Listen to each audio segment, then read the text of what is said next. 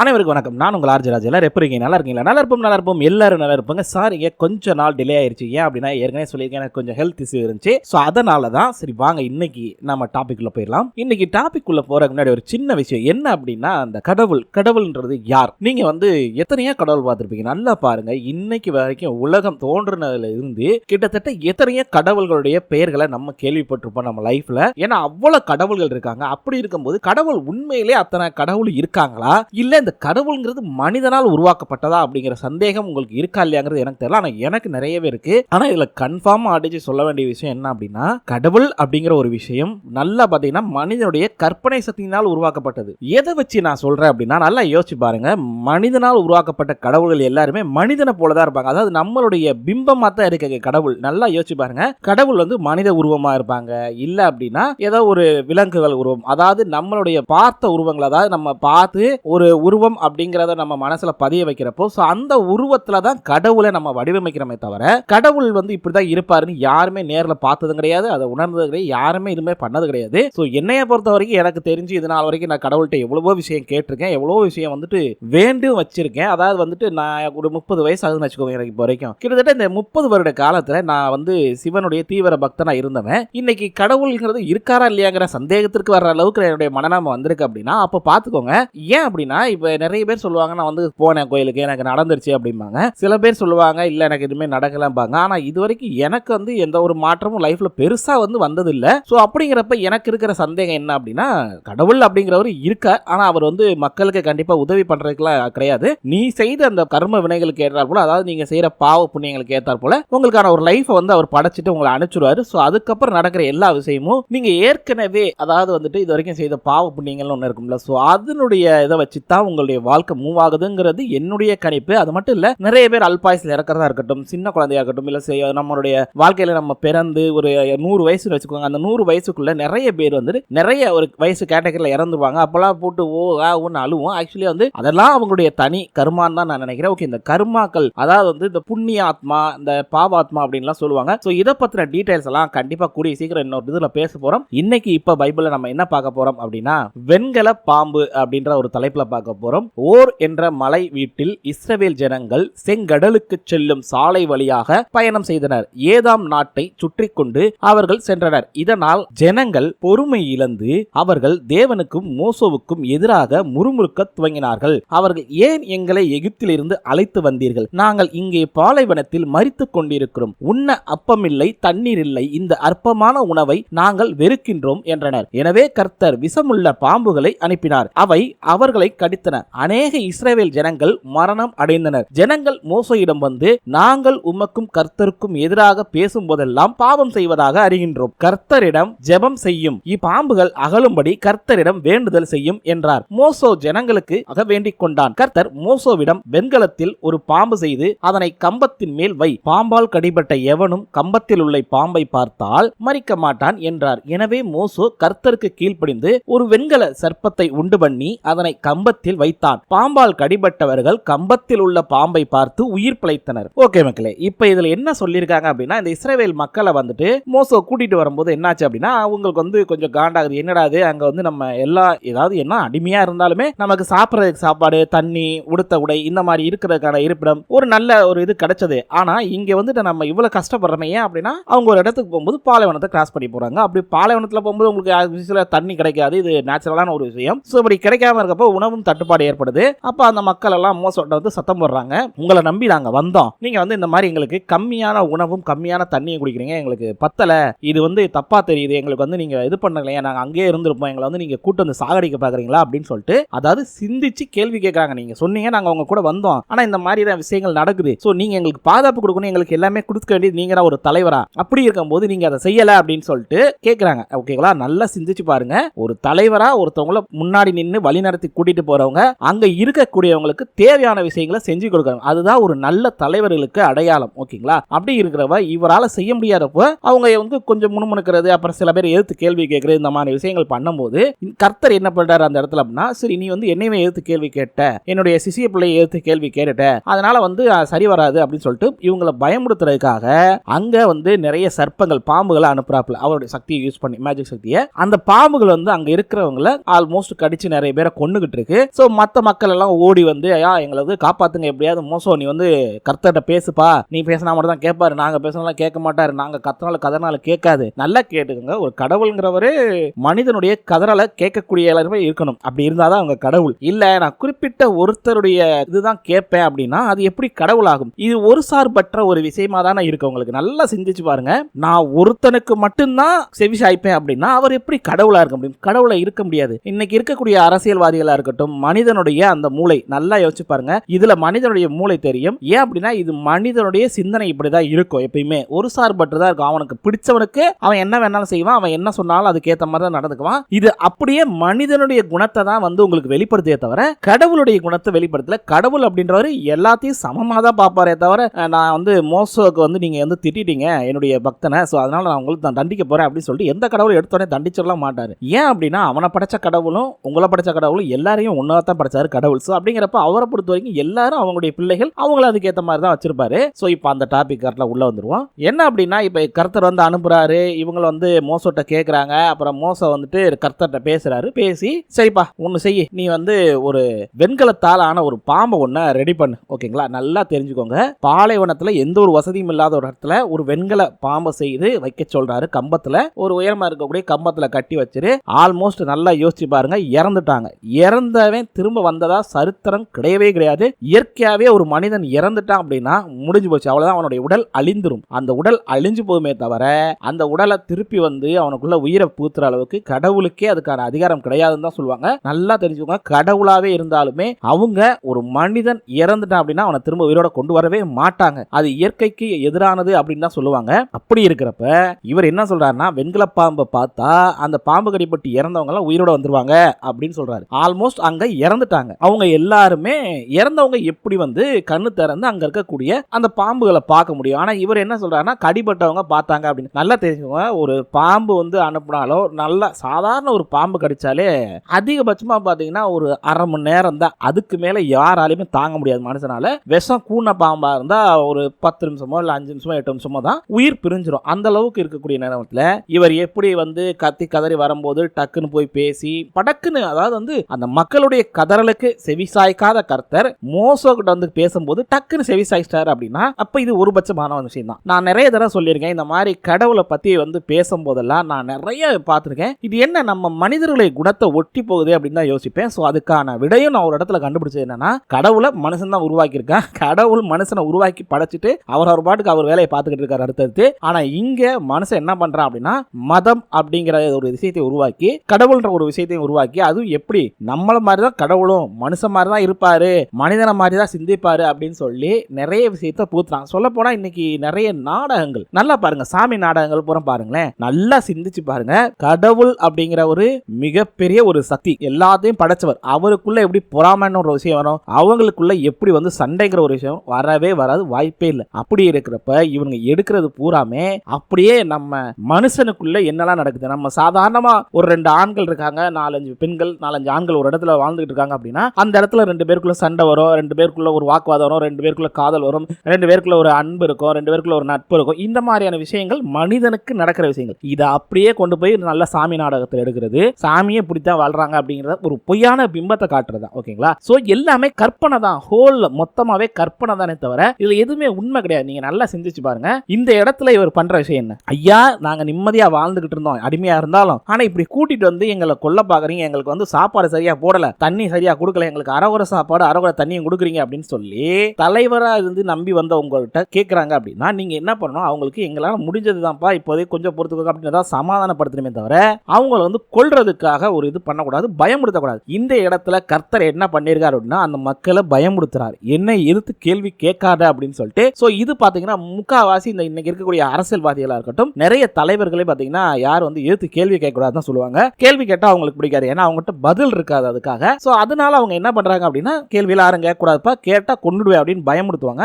நிறைய அந்த அதிகார பலம் இருக்கக்கூடியவங்க எல்லாம் பார்த்திருக்கீங்கன்னா அந்த மாதிரி செய்வாங்க. அது வந்து இயற்கையாவே செய்யக்கூடிய அந்த குணத்தை அந்த அதிகாரம் கொடுத்துருது. சோ இந்த இடத்துல மனிதனுடைய அந்த பிம்பம் தான் இருக்கே தவிர கடவுள் அப்படிங்கிறவருடைய பிம்பம் சுத்தமாவே இல்லைன்னு தான் நான் சொல்லுவேன். இந்த பைபிள்ல சொல்லப்பட்டிருக்க விஷயத்தை யார் எதிர்த்து கேள்வி கேட்க கூடாதுப்பா, கேள்வி கேட்டீங்கன்னா இந்த மாதிரி கடவுள் உங்களை தண்டிச்சிருவார் அப்படின்னு சொல்லி பயமுடுத்த தான் செஞ்சிருக்காங்களே தவிர இல்ல கடவுளா இருந்தாலுமே தப்பு பண்ணா நீங்க இங்க கேள்வி கேட்கலாம், இதுதான் நியாயம் அப்படின்னு சொல்லிட்டு நியாயத்தை எடுத்து சொல்லல, பயமுடுத்திருக்காங்க. சோ இதே மாதிரி தான் எனக்கு இந்த இதுல ஆரம்பிச்சப்ப, பைபிள் ஆரம்பிச்சப்ப நிறைய பேர் என்னை பயமுடுத்துனாங்க. அதாவது இந்த முட்டாள்தனமான மூட நம்பிக்கைக்கு பழக்கமாகி அடிமையானவங்க என்னையும் பயமுடுத்தினாங்க. அதுக்காக கடவுள் என்னை தண்டிச்சிட மாட்டாரு. உங்களை படைச்ச அதே கடவுள் தான் என்னையும் படைச்சிருப்பாரு. அவர் தான் எனக்கு இந்த அறிவை கொடுத்திருப்பாரு நான் நினைக்கிறேன். அதுல எந்த மாற்று கருத்து கிடையாது. நீ இந்த மாதிரி தப்பு பண்றடா, நீ ஏதாவது தட்டி கேள்றா அப்படிங்கிற மாதிரி எனக்கு அந்த அறிவை கொடுத்திருக்காரு. உங்களுக்கு நீங்க வந்து கொடுத்திருக்காரு, ஆனா அந்த அறிவை பயன்படுத்த மாட்டீங்க. சோ அதுக்கு நான் ஒண்ணுமே பண்ண முடியாது. சரி வாங்க அடுத்த டாபிக் உள்ள போயிடலாம். அடுத்த என்ன தலைப்புன்னு பாத்தீங்கன்னா மோபோவுக்கு பயணம் அப்படின்னு போட்டிருக்குது. சோ அதுல என்ன போட்டிருக்குன்னு பாப்போமா. இஸ்ரவேல் ஜனங்கள் அவ்விடத்தை விட்டு பயணம் செய்து ஓபோத்தில் கூடாரம் போட்டு தங்கினர். பிறகு அவர்கள் அதனை விட்டு போய் மோபோவுக்கு கீழே பாலைவனத்தில் ஆய் அபிராமின் தங்கினார்கள். பிறகு அங்கிருந்து பயணம் செய்து சாரோத் பள்ளத்தாக்கில் கூடாரம் போட்டனர். பின்னர் அங்கிருந்து சென்று ஆரோன் ஆற்றை கடந்து கூடாரம் போட்டனர். இந்த ஆறு அமோனியர்களின் எல்லையிலிருந்து புறப்படுகின்றது. இந்த பள்ளத்தாக்கானது மோவாபில் இருக்கும் எமோரியருக்கும் எல்லையாக இருந்தது. இதனால் தான் கர்த்தருடைய யுத்தங்கள் என்ற நூலில் சுப்பாவில் உள்ள வக்கோபும் ஆரோனின் ஆற்றின் பள்ளத்தாக்குகளுக்கு ஓர் என்னும் இடத்திற்கு போகும் பள்ளத்தாக்குகளும் மோவாபின் எல்லைக்கு சார்ந்திருக்கின்றது என்று எழுதப்பட்டிருந்தது. இஸ்ரவேல் ஜனங்கள் அந்த இடத்தை விட்டு போனார்கள். அங்கே கிணறு இருந்தது. அந்த இடத்தில் தான் கர்த்தர் மோசேயிடம் ஜனங்களை இங்கு கூட்டி வா, அவர்களுக்கு தண்ணீர் வழங்குவேன் என்றார். பிறகு இஸ்ரவேல் ஜனங்கள் இந்த பாடலை பாடினர். கிணறு தண்ணீரால் நிரம்பி வழிகின்றது, இதை பற்றி பாடுங்கள். பெரிய மனிதர்கள் இந்த கிணற்றை தோண்டினார்கள். முக்கிய தலைவர்களால் தோண்டப்பட்ட கிணறு இது. அவர்கள் தங்கள் ஆயுதங்களாலும் தடிகளாலும் அதை தோண்டினார்கள். பாலைவனத்தில் இது ஒரு அன்பளிப்பாகும். எனவே அவர்கள் அந்த கிணற்றை மத்தான் என்று அழைத்தனர். ஜனங்கள் மத்தாவில் இருந்து நகாலோயிலுக்கு, பிறகு நகாலோயிலில் இருந்து பாமோத்துக்கு பயணம் செய்தனர். ஜனங்கள் பாமோத்தில் இருந்து மோவாப் பள்ளத்தாக்கிற்கு பயணம் செய்தனர். அங்கே பிஸ்கா மலை உச்சியானது பாலைவனத்துக்கு மேல் தெரிந்தது. எனக்கு தெரிஞ்சு இந்த டாபிக்ல பெருசா ஒண்ணும் கிடையாது. அவங்க வந்து இடம் பெயர்ந்த விஷயத்தை தான் போட்டிருக்காங்க. ஒவ்வொரு ஏரியாவா அந்த டென்ட் போட்டு இடம் இருந்து அதுக்கப்புறம் கர்த்தர் சொன்ன மாதிரி ஒரு இடத்துக்கு வரும்போது அங்க ஒரு கிணறு இருக்கு. அந்த கிணறு வந்து இந்த இடத்துல கிணறு தோண்டுங்கன்னு கர்த்தர் சொன்னதாகவும் அதை வந்துட்டு ஒரு சில அந்த குரூப் தலைவர்கள்லாம் இருப்பாங்கல்ல, அவங்க எல்லாம் தோண்டினால அதுக்கு ஒரு பேரும் வச்சிருக்காங்க. சோ இதுல ஒன்றும் பெருசா விளக்கமும் இல்ல, அந்த அளவுக்கு ஒன்றும் இல்ல. சோ அடுத்த டாபிக் பாத்திர வேண்டியதான். சிக்கோனும் ஓக்கும் அப்படிங்கிற தலைப்புல தான் இருக்குது. ஒரு விஷயத்த சொல்லிடுறேன் இந்த இடத்துல.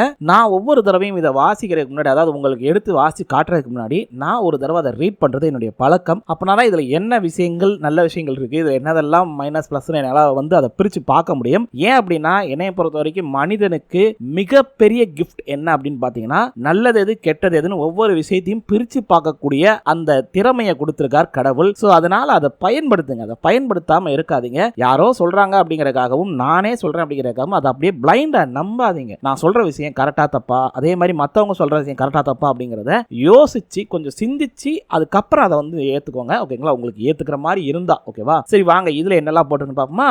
இஸ்ரவேல் ஜனங்கள் எமோரியனின் அரசனாகிய சிக்கோனிடம் சில மனிதர்களை அனுப்பினார்கள். அவர்கள் அரசனிடம் உங்கள் நாட்டின் வழியாக பயணம் செய்ய அனுமதி தாருங்கள். நாங்கள் வயல் வழியாகவோ திராட்சை தோட்டத்தின் வழியாகவோ செல்ல மாட்டோம். உங்கள் கிணற்றில் உள்ள தண்ணீரை குடிக்க மாட்டோம். நாங்கள் ராஜவாதையின் வழியாக மட்டுமே செல்வோம். உங்கள் நாட்டை கடந்து செல்லும் வரை நாங்கள் சாலையிலேயே தங்குவோம் என்றனர். ஆனால் சிக்கோன் அரசனோ இஸ்ரவேல் ஜனங்களை தன் நாட்டின் வழியாக பயணம் செய்ய அனுமதிக்கவில்லை. அந்த அரசன் தன் படைகளை திரட்டி பாலைவனத்தில் இஸ்ரவேல் ஜனங்களுக்கு எதிராக போரிட புறப்பட்டான். எக்காஸ் என்னும் இடத்தில் அவன் இஸ்ரவேல் ஜனங்களோடு போரிட்டான். இஸ்ரவேல் ஜனங்கள் அந்த அரசனை கொன்றனர். பிறகு அவர்கள் அவனுடைய நாட்டை ஆரோன் நதி முதல் எப்போக் நதி வரை எடுத்துக்கொண்டனர். அவர்கள் எடுத்துக்கொண்ட நாடானது அன்று வரை அமோனியர்களின் எல்லையாக இருந்தது. அமோனியா ஜனங்களால் பலமாக பாதுகாக்கப்பட்டதால் அவர்கள் எல்லை வரை நிறுத்திக் கொண்டனர். இஸ்ரவேல் ஜனங்கள் எமோரியரின் அனைத்து நகரங்களையும் கைப்பற்றி கொண்டனர். அதில் வாழ துவங்கினார்கள். அவர்கள் எஸ்போன் நகரத்தையும் இன்னும் பல நகரங்களையும் கூட வென்றனர். எஸ்போன் நகரத்தில் எமோரியனின் அரசனான சிக்கோன் வசித்து வந்தான். கடந்த காலத்தில் சிக்கோன் மோவாப் அரசனோடு சண்டை செய்திருக்கிறான். சிக்கோன் ஆரோனின் ஆறு வரையுள்ள நிலத்தை கைப்பற்றி கொண்டான். இதனால் தான் பாடகர்கள் கீழ்கண்டவாறு பாடினார்கள். ஆக்சுவலி வந்துட்டு இது பாட்டு மாதிரி இல்ல எனக்கு தெரிஞ்சு. எஸ்போன் நீ மீண்டும் கட்டப்பட வேண்டும். சிக்கோனின் நகரமும் பலமுள்ளதாக வேண்டும். எஸ்போனில் நெருப்பு தோன்றியது. சிக்கோனின் நகரத்தில் உள்ள நெருப்பும் தோன்றியது. மோவாப் மோவாபில் உள்ள ஒரு நகரத்தையும் நெருப்பு அழித்தது. அது ஆரோனின் ஆற்றுக்கு மேலே உள்ள குன்றுகளை எரித்தது. மோவாப் உனக்கு ஐயோ, கோமோஸ் ஜனங்களை இழந்தாய். அவனது மகன்கள் ஓடினார்கள். அவனது மகள்கள் எமோரியனின் அரசனான சிகோனால் சிறைபிடிக்கப்பட்டனர். ஆனால் நாங்கள் அத்தகைய எமோரியர்களை தோற்கடித்தோம். அவர்களின் நகரங்களை அழித்தோம். எஸ்போன் முதல் தீபோன் வரையும் மோதோபுக்கு அருகிலுள்ள நெப்போ வரை அழித்தோம். இதை பார்த்தா பாட்டு மாதிரியே தெரியல, ஏதோ ஒரு விஷயத்தை அப்படியே எடுத்து சொல்ற மாதிரி தான் இருக்குது. சோ அடுத்து என்ன போட்டிருக்காங்க, பின்னர் இஸ்ரவேல் ஜனங்கள் எமோரியரின் நாட்டில் தங்கி முகாம்களை அமைத்தனர். மோசோ யசோர் பட்டணத்தை பார்வையிடும்படி சிலரை அனுப்பி வைத்தான். மோசோ இவ்வாறு செய்த பிறகு இஸ்ரவேல் ஜனங்கள் அந்த நகரத்தையும் அதை சுற்றியுள்ள சிறு பட்டணங்களையும் கைப்பற்றினார்கள். இஸ்ரவேல் ஜனங்கள் எமோரியர்களை விரட்டி அடித்தனர். பிறகு அவர்கள் பாசானுக்கு போகும் சாலையில் பயணம் செய்தனர். பாசானின் அரசனான ஓக் என்பவன் தனது படைகளோடு இஸ்ரவேல் ஜனங்களை எதிர்த்து வந்தான். எத்தோர் என்னும் இடத்தில் அவன் இவர்களோடு சண்டையிட்டான். ஆனால் கர்த்தர் மோசோவிடம், அந்த அரசனுக்கு பயப்படலாம் வேண்டாம், அவர்களை தோற்கடிக்கும்படி செய்வேன். நீங்கள் அவனது படைகளை நாட்டையும் கைப்பற்றிக் கொள்வீர்கள். எஸ்போனில் இருந்து எமோரியரின் அரசனான சிக்கோனுக்கு நீங்கள் செய்தது போன்றே இங்கேயும் செய்வீர்கள் என்றார். எனவே இஸ்ரவேல் ஜனங்கள் ஓக் அரசனையும் அவனது படைகளையும் தோற்கடித்து அவனையும் அவனது பிள்ளைகளையும் படைகளையும் கொன்றதுடன் அவனது நாட்டையும் கைப்பற்றி கொண்டனர். இதுல நிறைய விஷயம் யோசிக்க வேண்டியது இருக்கு. இப்ப என்ன மேட்டர் அப்படின்னா, இவங்க இந்த இஸ்ரவேல் மக்கள் எல்லாம் ஒரு குறிப்பிட்ட இடத்தை, ஒரு நாட்டை கிராஸ் பண்ணி போகும்போது அந்த நாட்டு வழியா போகணும். ஓகேங்களா, நாட்டு வழியா தான் போயாகணும், வேற வழி இல்லை. அப்படிங்கிறப்ப இவங்க என்ன பண்றாங்க அப்படின்னா, அங்க இருக்கக்கூடிய அரசர்கள்ட்ட போய் கேட்கறாங்க, அரசே இந்த மாதிரி உங்க நாட்டு வழியா தான் நாங்க கிராஸ் பண்ணி போகணும், வேற வழியே இல்ல அப்படிங்கிற மாதிரி சொல்லிட்டு கேட்கறாங்க. இல்ல நாங்க உங்களுடைய அந்த மெயின் ரோடு வழியாவே போய்க்கிறோம், உள்ள யாரையும் எந்த டிஸ்டர்ப் பண்ண மாட்டோம், நியாயமான முறையில் கேட்டிருக்காங்க. பட் அந்த அரசர் இல்ல அனுமதி கிடையாது, அந்நியர்கள், அதாவது யாருனே தெரியாதீங்க, உங்களை எப்படி எங்களுடைய நாட்டில் விடுறதுன்னு அவருடைய நியாயத்தை எடுத்து சொன்னதும் இல்லாம வரவிடக்கூடாதுங்கிறக்காக அவர் படைகளோட போய் நின்றுக்காரு. பட் அந்த இடத்துல கர்த்தர் என்ன பண்ணிட்டார் அப்படின்னா, இவங்களுக்கு ஹெல்ப் பண்ணி அந்த அரசரை அடிச்சு நோக்கி துரத்திய இது பண்ற அளவுக்கு, கொல்ற அளவுக்கு கொண்டு வந்துட்டாரு. ஸோ அது மாதிரி மக்கள் எதிர்த்து நின்று போராடி அந்த அரசரையும் கொண்டுட்டாங்க. ஸோ இந்த நாட்டையும் கைப்பற்றிட்டாங்க. சரி, இப்போ இன்னொரு விஷயம், இந்த நாட்டை கைப்பற்றிட்டா இந்த நாடு ஒரு நாடாத்தால, ஒரு பெரிய நாடா இருந்திருக்கு, அதை கிராஸ் பண்ணி போறதுக்கு அந்த அரசர் அனுமதிக்கல. இப்போ இவங்க கிட்ட ஒரு பெரிய நாடு இருக்குது. அது மட்டும் இல்லாம அங்க இருக்கக்கூடிய சுத்தி இருக்கக்கூடிய அந்த கிராமங்கள் எல்லாத்தையும் தன கீழே கொண்டு வந்தா தாராளமா இவங்க இங்கேயே இருந்து ஆட்சியே பண்ணிருக்கலாமே. அதை விட்டுட்டு ஏன் இவங்க அந்த இடத்தை விட்டு திரும்ப மைக்ரேட் ஆகி போறாங்க, அதாவது அந்த இடத்தை விட்டு ரிலீவ் ஆகி போறாங்க? எதுக்காக அங்கேயே வாழல? கொஞ்சம் யோசிச்சு பாருங்க. அவங்களுக்கு ஏற்கனவே இருந்த இடத்துல அடிமைத்தனம் இருந்தது அப்படிங்கறதுனால தான் அதை விட்டு வெளியே வந்திருக்காங்க. அப்படி இருக்கிறப்ப இங்க இவங்க ஆட்சியே பண்ணிருக்கலாமே. ஏன்னா இவங்களுக்கு தான் இப்ப போர் புரியுறாங்க, ஒரு நாட்டையே கைப்பற்றிருக்காங்க. இந்த நாட்டுல சந்தோஷமா இவங்க ஆட்சி பண்ணி சந்தோஷமா இருக்கலாமே. ஏன் அதை விட்டுட்டு அடுத்து ஒரு நாட்டையும் கிராஸ் பண்ண போகும்போது அந்த நாட்டில் இருக்க அரசனையும் அவனையும் கொண்டு அங்க இருக்கக்கூடிய வம்சாவளிகள் எல்லாத்தையும் கொண்டு நேரடியா போட்டு தள்ளிட்டாங்க. ஆக மொத்தம் இவங்களை எகிப்துல அடிமையா வச்சிருந்த அந்த அரசரும் அந்த மக்களுக்கும் இவங்களுக்கு என்ன வித்தியாசம்? இவங்க ஒரு இடத்துக்கு போறாங்க, ஒரு போர் பண்ணி ஒரு இடத்தை ஆட்சி புரிஞ்சுட்டாங்க. ரைட், ஓகேப்பா, உனக்கு நிலம் தேவை, பண்ணிட்டேன். ஓகே, இது அந்த காலத்துல இருந்து ஏதாவது எனக்கு ஒரு விஷயம் தேவைன்னா நான் போர் பண்ணி ஜெயிச்சு எடுத்துக்கிறேன் அப்படின்னு சொல்லி வச்சிருக்காங்க. அது மாதிரி வச்சுக்கிட்டு, ஆனா அதுக்கு அடுத்து திரும்ப பக்கத்துல இருக்கிற இன்னொரு நாட்டையும் எனக்கு கீழே கொண்டு வரணும்னு சொல்லி அதையும் நீ சண்டை போட்டு அங்க இருக்கக்கூடிய அரசரையும் கொண்டு இருக்கு. இது எந்த வகையில என்ன ஆகும்? சோ இதுக்கு முன்னாடி உனக்கு நடந்த விஷயத்துக்கு ஒரு விஷயம் பண்ணால ஒருத்தன், அவனுக்கு உனக்கு என்ன வித்தியாசம் குணத்துல? அப்ப நீ அவனும் ஒரே மாதிரி தானே இருந்திருக்கீங்க, எந்த ஒரு வித்தியாசமும் இல்ல அந்த இடத்துல. அது மட்டும் இல்லாம உனக்கு தேவை நிம்மதியா வாழ்றதுக்கான ஒரு இடம், அது கிடைச்சிருச்சே. அப்புறம் எதுக்கு தேவையில்லாம இன்னொரு இடத்து மேல போய் சண்டை போடணும்? இதுல ஏற்கனவே சொன்ன மாதிரி தான், இதை எழுதினவர் முன்கூட்டியே இந்த மாதிரி கர்த்தர் ஒரு இடத்தை குறிப்பிட்டு சொல்லிட்டாரு அப்படிங்கிற மாதிரி சொல்லிட்டாங்க. பட் கதையை கொண்டு போகும்போது இப்படி எல்லாம் சில விஷயங்களை கொண்டு வந்தா தான் அது சுவாரஸ்யமா இருக்கும் அப்படிங்கிற மாதிரி. சோ இதை சுவாரஸ்யமா கொண்டு போயிருக்காரு. வேற வழி இல்ல, அந்த இடத்துக்கு இவங்களை கொண்டு போயே ஆகணும். ஏன்னா இங்க தங்கிட்டாங்க அப்படின்னா அங்க போக மாட்டாங்க அப்படிங்கிற மாதிரி கொண்டு வந்திருப்பாரு. சோ இவர் சொன்னதை நிறைவேற்றணும் அப்படிங்கறக்காக இந்த மாதிரியான விஷயங்களை கொண்டு வந்திருக்காரு. அவ்வளவுதான் வித்தியாசம், வேற ஒன்றும் பெருசாலாம் இல்ல. கதை எழுதினவரு கொஞ்சம் அங்கங்க குழப்பி, அதாவது செவரி அந்த மாதிரி தான் எழுதியிருக்காரு. அதாவது இப்போ வரைக்கும் நான் மோசோ மட்டும் தான் பேசுறாருன்னு நினைச்சேன் கர்த்தர்கிட்ட. பரவாயில்ல, இப்போ இன்னொருத்தரும் பேசுறாரு அப்படிங்கிற மாதிரி சொல்லியிருக்காங்க. சோ அது யாரு, அவருடைய பத்தி என்ன அப்படிங்கிற டீடைல்ஸ்லாம் அடுத்தடுத்து நம்ம பார்க்க போறோம். இப்போ அடுத்து வர்ற தலைப்பு பாத்தீங்க அப்படின்னா பிலோமியாவும் மோபாபின் அரசனும் அப்படின்னு போட்டிருக்குது. சோ அது என்ன டீடைல்ஸ் அப்படின்ற பாப்போமா. பிறகு இஸ்ரவேல் ஜனங்கள் மோபாபில் உள்ள யோர்தான் பள்ளத்தாக்குக்கு பயணம் செய்தார்கள். எரிகோவின் அருகில் உள்ள யோர்தானுக்கு இக்கரையில் தங்கள் முகாம்களை அமைத்தனர். சிப்போரின் மகனான பாலாக் எமோரியர்களின் இஸ்ரவேல் ஜனங்கள் செய்த எல்லாவற்றையும் அறிந்திருந்தான். அதனால் மோபாபின் அரசன் மிகவும் பயந்தான். ஏனென்றால் இஸ்ரவேலரின் எண்ணிக்கை மிகுதியானது. மோபாப் உண்மையில் கலங்கி போனான். மிதியானின் தலைவர்களிடம் மோபாபின் அரசன், பசுவானது ஒரு நிலத்தை புல்லை மேய்ந்து போடுவது போல இஸ்ரவேல் ஜனங்களின் கூட்டம் நம்மை சுற்றி உள்ளவற்றை அழித்து போடும் என்றான். இந்த நேரத்தில் சிப்போரின் மகனான பாலாக் மோபோவின் அரசனாக இருந்தான். அவன் போயோரின் மகனான பிலோமியாவை அழைத்து வர சிலரை அனுப்பினான். பிலோமியாம் சிப்ரத் ஆற்றின் அருகிலுள்ள பெத்தூரில் இருந்தான். அவனது ஜனங்கள் அங்கே வாழ்ந்தார்கள். பாலாக் எகிப்திலிருந்து புதிய ஜனங்கள் கூட்டம் வந்திருக்கிறது. முழு நாட்டையும் ஆக்கிரமித்துக் கொள்வது போன்று அவர்கள் எண்ணிக்கையில் மிகுதியாக இருக்கின்றனர். எங்களை அடுத்து அவர்கள் கூடாரங்களை அமைத்துக் கொண்டு முகாமிட்டிருக்கின்றனர். நீ வந்து எனக்கு உதவி செய். எங்களை விட அவர்களை பலமிக்கவர்களாக உள்ளனர். உனக்கு பெரும் வல்லமை உண்டு என்பதை நான் அறிவேன். நீ ஒருவனை ஆசீர்வதித்தால் அவனுக்கு நன்மைகள் ஏற்படும். நீ ஒருவனுக்கு எதிராக பேசினால் அவனுக்கு தீமை ஏற்படும். எனவே நீ வந்து அவர்களுக்கு எதிராக பேசு.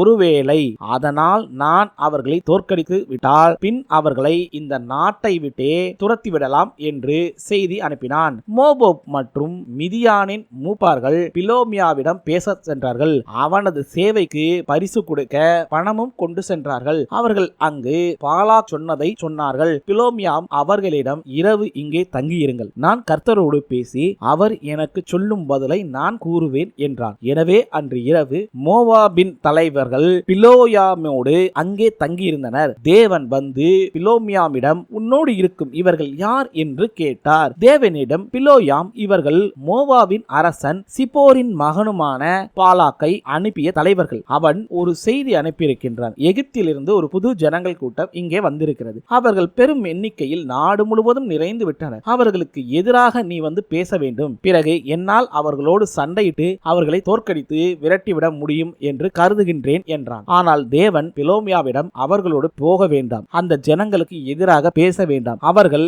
எனது ஜனங்கள் என்று கூறினார். மறுநாள் காலையில் எழுந்த பிலோமியாம் பாலாக்கின் தலைவர்களிடம் உங்கள் சொந்த நாட்டிற்கு திரும்பிச் செல்லுங்கள், உங்களோடு வர கர்த்தர் என்னை அனுமதிக்கவில்லை என்றார். எனவே மோவாபும் தலைவர்களும் பாலாக்கிடம் திரும்பினார்கள். எங்களோடு வர பிலோமியாம் மறுத்து விட்டான் என்றார். எனவே பாலாக் வேறு சில தலைவர்களை பிலோமியாவிடம் அனுப்பினான். இந்த முறை அவன் போன முறையை விட மிகுதியான ஆட்களை அனுப்பினான். இவர்கள் முன்பு சென்றவர்களை விட முக்கியமானவர்கள். இவர்கள் பிலோமியாவிடம் போய் சிப்போரின் மகனான பாலாக் சொன்னது இதுதான், நீர் எங்களிடம் வர தடைபட வேண்டாம். நான் கேட்டுக்கொண்டபடி நீ செய்தால் உனக்கு மிகுதியான பணம் கொடுப்பேன். எனக்காக இங்கு வந்து இந்த ஜனங்களுக்கு எதிராக பேசு என்று சொல்லச் சொன்னார் என்றனர். பிலோமியாம் பாலாக்கின் அதிகாரிகளிடம் என் தேவனாகிய கர்த்தருக்கு நான் அடிபணிய வேண்டும். அவரது ஆணைக்கு எதிராக நான் எதையும் செய்ய முடியாது. சிறியதோ பெரியதோ கர்த்தருடைய ஆணை இல்லாமல் நான் எதையும் செய்ய மாட்டேன். பாலாக் அரசன் ஒரு அழகான மாளிகையுடன் தங்கமும் வெள்ளியும் நிறைந்து கொடுப்பதாக இருந்தாலும் கர்த்தருடைய கட்டளைக்கு எதிராக நான் ஒன்றும் செய்ய மாட்டேன். ஆனாலும் நீங்கள் இன்று இரவு இங்கே தங்குங்கள். இரவு நேரத்தில் கர்த்தர் என்ன சொல்கிறார் என்பதை அறிந்து கொள்வோம் என்றார். அன்று இரவே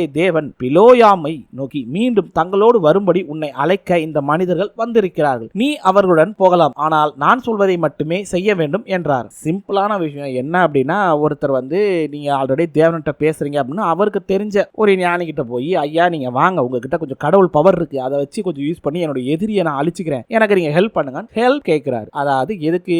இவங்க வந்து சம்மந்தமே இல்லாம வெளியிருந்து வந்த ஒரு அந்நியர்கள் வந்து பல நாடுகளை வந்து ஆக்கிரமிச்சுட்டு வர்றாங்க. அவங்க அதோடு நிக்காம சும்மா எடுத்து வந்து பக்கத்துல இருக்கிற நாடுகள் எல்லாம் வந்து ஆக்கிரமிக்கிறாங்க, அவங்களை வந்து கொன்னுடுறாங்க அரசர்கள் அப்படின்னு ஒரு பயம் வந்துருச்சு இவங்களுக்கு. ஏன்னா கர்த்தர் கூட இருந்து பயமுடுத்தி வச்சிட்டாரு எல்லாரையும். சோ அந்த மாதிரி தான் சொல்லியிருக்காங்க. அந்த அரசனுக்கு பயம் வந்தனால உதவிக்கு ஒருத்தரை கூப்பிடுறாரு. பட் அவர் வந்து யாருன்னு பாத்தீங்கன்னா அவரும் கடவுளுடைய பிள்ளை. இதுல யோசிக்க வேண்டிய விஷயம் என்ன அப்படின்னா, இப்ப எதிர்த்து வர்றது யாருன்னு தெரியல, ஆனா அவனுக்குடைய இதுல அதாவது அவனுடைய ஒரு அமைப்புல இருக்கக்கூடிய ஒருத்தட்டே போய் ஹெல்ப் கேட்டா அவன் எப்படி பண்ணுவான்? அவன் பண்ண மாட்டானே. நான் வந்து சாமிகிட்ட கேட்டு சொல்றப்பா, இல்லப்பா சாமி வந்து பண்ணக்கூடாதுன்னு நீங்க கிளம்புங்கப்பா அப்படின்ட்டாங்க. ஆனா இங்கதான் ஒரு ட்விஸ்ட் வச்சாங்க. என்ன அப்படின்னா, முதல்ல வந்து கம்மியான பணம் கொண்டு வந்திருக்காங்க. ஆல்மோஸ்ட் கடைசியில் வந்து பணம் தான் ஜெயிக்குதுன்னு சொல்லுவாங்கல்ல, அது மாதிரி தான். ஸோ அதுக்கப்புறம் இங்க வந்து என்ன சொல்றாரு அப்படின்னா, நல்லா கேட்டுக்கோங்க, நீங்க ஒரு முடிவு எடுத்தீங்க அப்படின்னா கடவுள் இல்ல யார் சொன்னாலும் அந்த முடிவுல தீர்க்கமா இருக்கணும் இல்லையா?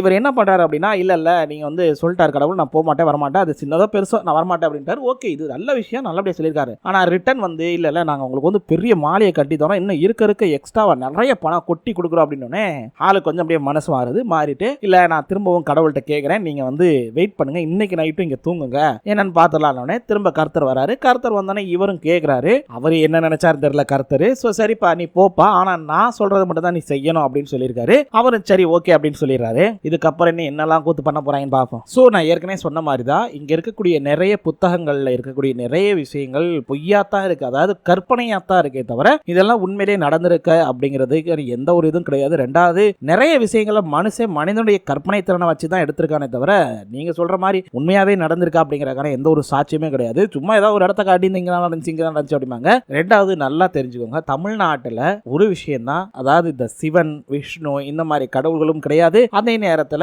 கிறிஸ்டியானிட்டி அப்படிங்கிற மதமும் கிடையாது, பிறக்கல. அதே நேரத்துல முஸ்லீம் பார்க்கக்கூடிய அந்த இஸ்லாம் அப்படிங்கிற மதமும் இங்க பிறக்கல. இது எல்லாமே பிறந்தது வேற வேற இடம். அது எல்லாமே தமிழ்நாட்டுல பரவுனதுக்கு காரணம் அங்க இருக்கக்கூடிய ஆட்கள் இங்க இடம்பெயர்ந்து வந்ததுனால அவங்க இங்க திணிக்கப்பட்டது. சில ஆட்சியாளர்கள் இங்க ஆட்சி பண்ணும்போது அவங்களுடைய மதத்தை திணிச்சிடுறாங்க. திணிச்சதுனால இங்க இவ்வளவு மதம் இருக்கு. ஆக்சுவலி வந்துட்டு தமிழ்நாட்டை யாரும் ஆட்சி பண்ணல அப்படின்னா என்ன ஆயிருக்கும் அப்படின்னா, இங்க இந்து மதத்துல குறிப்பிட்ட ஒரு இது மட்டும் தான் இருந்திருக்குமே தவிர மற்றபடி இங்க இருக்கக்கூடிய மாதிரி 2-3 மதங்கள் சேர்ந்துலாம் வாழ்ந்திருக்க முடியாது. சொல்ல போனா நம்மளுடைய தமிழ்நாட்டுல முக்கியமா இந்தியாவில் இருக்கக்கூடிய ஒரு நல்ல விஷயம் என்ன அப்படின்னா, மதம், அதாவது 2-3 மதத்தை சேர்ந்தவங்க ஒற்றுமையா வாழ்ற ஒரு நல்ல நாடு தான் இந்தியா. அதை நினைச்சு பார்க்கும்போது சந்தோஷமா இருக்கு. ஆனா மூட நம்பிக்கையில முழுகாம இருங்க, அதுதான் ரொம்ப நல்லது. நான் எத்தனையோ தடவை சொல்லியிருக்கேன், கடவுள் நம்பிக்கை அப்படின்றது உங்களுடைய மனசை சுத்தமா வச்சுக்கிறதுக்கு. ஆனா இந்த மூட நம்பிக்கைங்கிறது உங்களுடைய மனசை மட்டும் இல்ல, உங்களுடைய மூளை எல்லாத்தையுமே மூளை செலவை பண்ணி என்ன பண்றாங்க அப்படின்னா, உங்களுடைய பணத்தை எண்ட் ஆஃப் த டே அவங்க புடுங்கிடுறாங்க. நல்லா யோசிச்சு பாருங்க, இங்க இருக்கக்கூடிய நிறைய சாமியார்கள், அதாவது